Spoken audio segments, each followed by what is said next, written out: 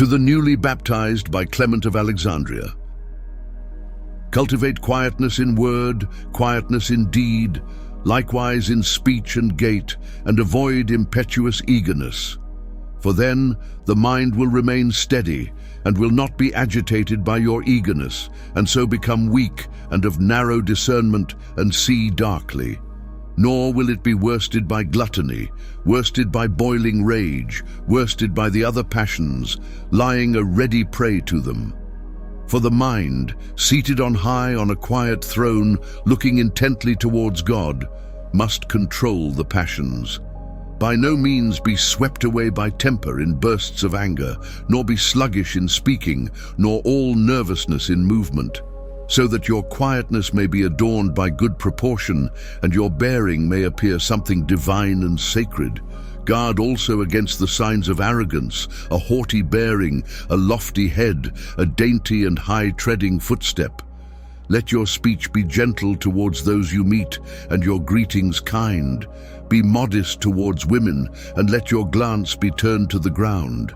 Be thoughtful in all your talk, and give back a useful answer, adapting the utterance to the hearer's need, just so loud that it may be distinctly audible, neither escaping the ears of the company by reason of feebleness, nor going to excess with too much noise. Take care never to speak what you have not weighed and pondered beforehand, nor interject your own words on the spur of the moment and in the midst of another's. For you must listen and converse in turn, with set times for speech and for silence. Learn gladly and teach ungrudgingly. Never hide wisdom for others by reason of a grudging spirit, nor through false modesty stand aloof from instruction. Submit to elders just as to fathers. Honor God's servants. Be first to practice wisdom and virtue. Do not wrangle with your friends, nor mock at them and play the buffoon. Firmly renounce falsehood, guile, and insolence. Endure in silence, as a gentle and high-minded man, the arrogant and insolent. Let everything you do be done for God, both deeds and words, and refer all that is yours to Christ, and constantly turn your soul to God, and lean your thought on the power of Christ, as if in some harbor by the divine light of the Savior it were resting from all talk and action.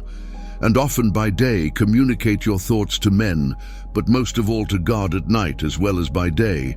For let not much sleep prevail to keep you from your prayers and hymns to God, since long sleep is a rival of death. Show yourself always a partner of Christ, who makes the divine ray shine from heaven. Let Christ be to you continual and unceasing joy. Relax not the tension of your soul with feasting and indulgence in drink, but consider what is needful to be enough for the body. And do not hasten early to meals before the time for dinner comes, but let your dinner be bread, and let earth's grasses and the ripe fruits of trees be set before you. And go to your meal with composure, showing no sign of raging gluttony. Be not a flesh-eater, nor a lover of wine, when no sickness leads you to this as a cure.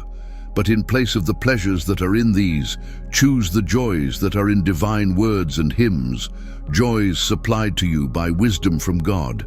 And let heavenly meditation ever lead you upward to heaven, and give up the many anxious cares about the body by taking comfort in hopes towards God, because for you he will provide all necessary things in sufficiency, food to support life, covering for the body, and protection against winter cold.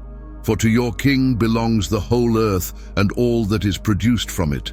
And God treats the bodily parts of his servants with exceeding care, as if they were his, like his own shrines and temples. On this account do not dread severe diseases, nor the approach of old age, which must be expected in time. For even disease will come to an end, when the whole-hearted purpose we do his commandments. Knowing this, make your soul strong even in face of diseases. Be of good courage, like a man in the arena, bravest to submit to his toils with strength unmoved.